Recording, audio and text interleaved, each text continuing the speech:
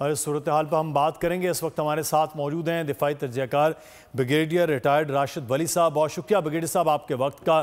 اب ہم حالیہ جو بیان ہے نیتن یاہو کا، وہ یہ کہہ رہے ہیں کہ جنگ بندی کا جو امکان ہے وہ ہم مسترد کرتے ہیں.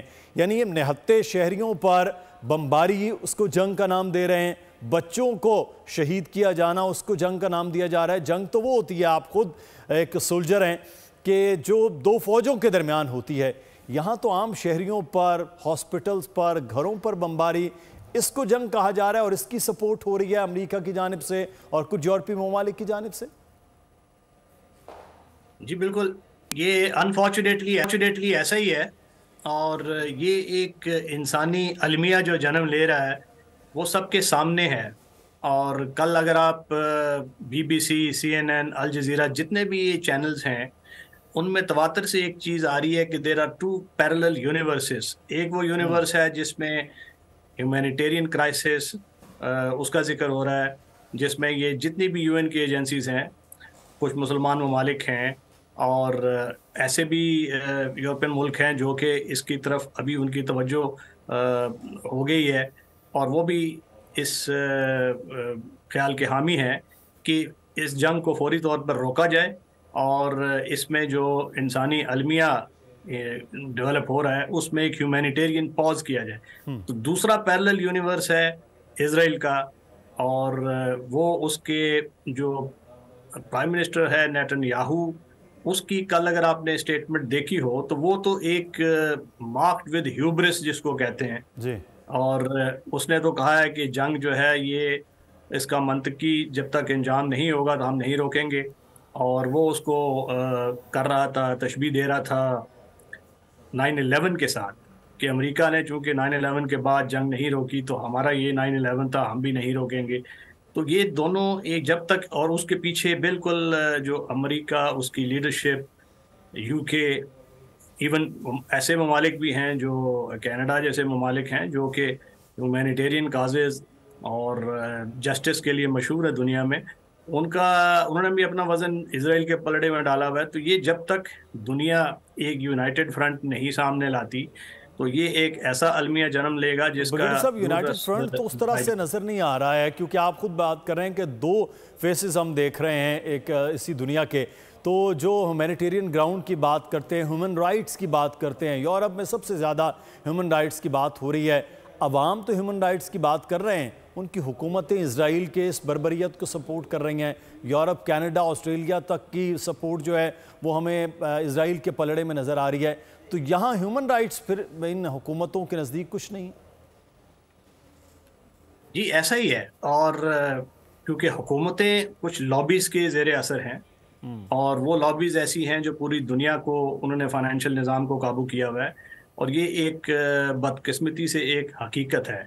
ابھی آپ نے ٹرمپ کا بیان سنا ہوگا، جو پر تول رہے ہیں نیکسٹ الیکشن میں دوبارہ صدر بننے کے لیے.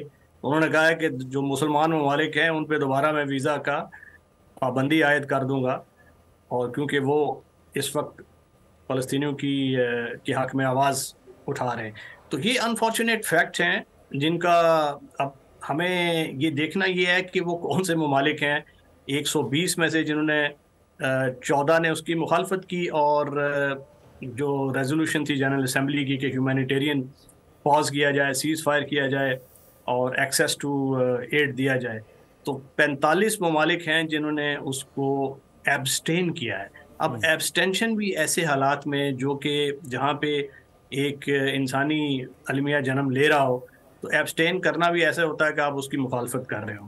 ہمارا پڑوسی ملک بھارت جو فلسطین کے حق میں 70 میں اور 80 کی دہائی میں آوازیں بلند کیا کرتا تھا، اب اس نے بھی اپنا رخ موڑ لیا ہے. اور کل میں ایک پریس کانفرنس دیکھ رہا تھا جس میں نیتن یاہو کو ایک بھارتی جرنلسٹ نے سوال کیا کہ آپ کو بھارت کی ایبسٹینشن جو آپ کی فیور سے متشابہ ہے وہ کیسے لگی.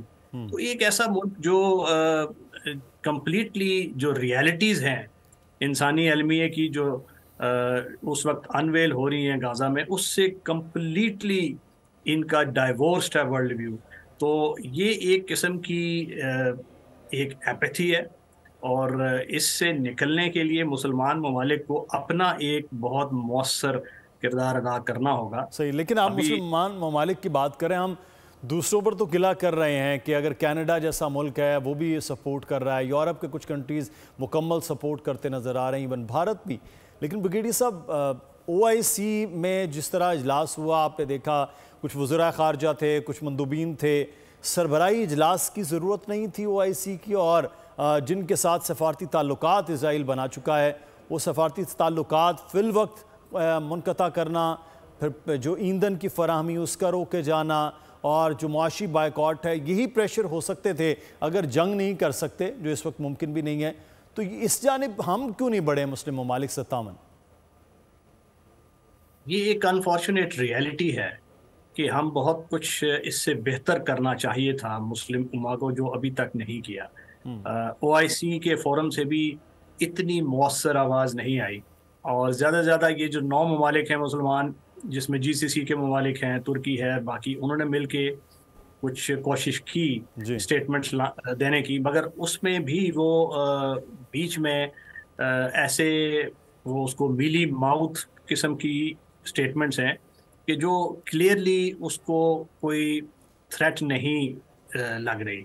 اب UAE ہے جو ایبرام اکارڈز کا ممبر ہے، اب اس کو بھی چاہیے.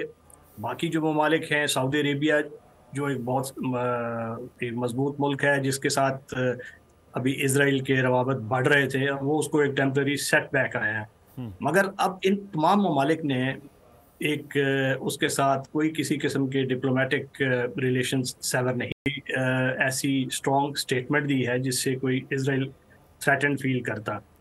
اب اس سے زیادہ مؤثر آواز تو یہ جو یونائٹڈ نیشنز کے سیکرٹری جنرل نے اٹھائی ہے، وہ اسی لیے ان کی کرٹیسزم کا بھی نشانہ بنا ہے. ابھی کل ہم دیکھ رہے تھے کہ یونیسیف کی جو ہیڈ ہیں کیتھرین رسل، اس نے بڑی مؤثر آواز اٹھائی ہے، اور اس نے کہا ہے کہ بڑا کلیئرلی کہ ایک ایسا ادھر ہیومینیٹیرین کرائسس ڈیولپ ہو رہا ہے جس میں 420 بچے ہر دن ان کی اموات ہو رہی ہے، اور ڈاکٹرز جو ہیں وہ انستھیزیا کے بغیر آپریشن کر رہے ہیں، اور 66 سے 70% جو کیجولٹیز ہوئی ہیں فلسطینیوں کی، ان میں عورتیں اور بچے شامل ہیں. اور یہ کیتھرین رسل صدر جو US کے ہیں بائیڈن، یہ ان کے سٹاف پہ بھی تھی. تو ایسی آوازیں لیٹرلی تو وہاں بھی جا رہی ہیں، تو وہ سینسٹائز کر رہے ہوں گے.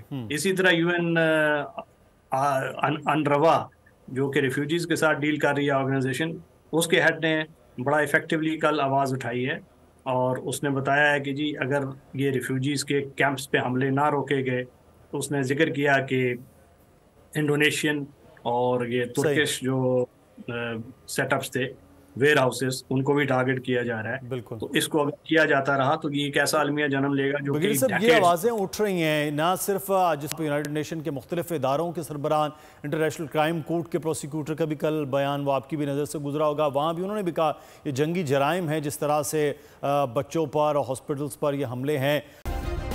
سبسکرائب کریں اور بیل دبائیں تاکہ کوئی خبر رہ نہ جائے.